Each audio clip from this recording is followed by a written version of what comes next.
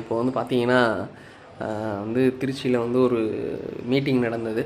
தலைவர் CM sir தலைமையில்.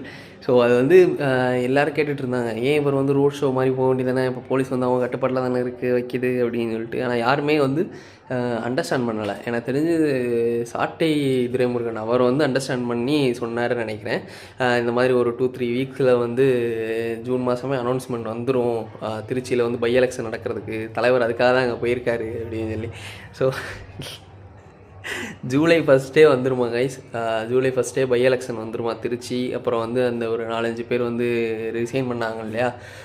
So அந்த தொகுதிகள்லேயுமே ஒரு 2-3 வீக்ஸில் அனௌன்ஸ்மெண்ட் வரும். அப்படி இல்லாட்டா ஜூலை ஸ்டார்டிங்லேயே வந்து எலெக்ஷனே வந்துடும் அப்படின்னு சொல்லி சொல்கிறாங்க.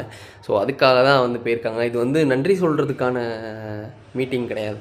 ஸோ இது வந்து பிரச்சாரத்தை ஃபஸ்ட்டே அவர் வந்து ஸ்டார்ட் பண்ணிட்டார். நன்றி சொல்கிறேன்ற பேரில் பிரச்சாரம் ஸ்டார்ட் பண்ணியிருக்காரு.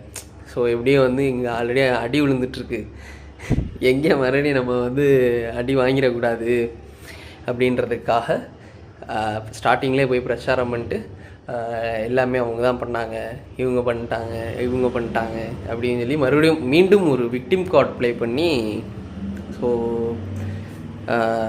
எலெக்ஷனுக்காக வந்து பிரச்சாரம் பண்ண போயிருக்காரு. ஸோ இது வந்து நன்றி சொல்கிறதுக்கான இதெல்லாம் கிடையாது. பெரம்பூருக்கு போக மாட்டாராம், திருச்சி போவாராம். ஸோ சிந்திங்க கைஸ், தேங்க்யூ.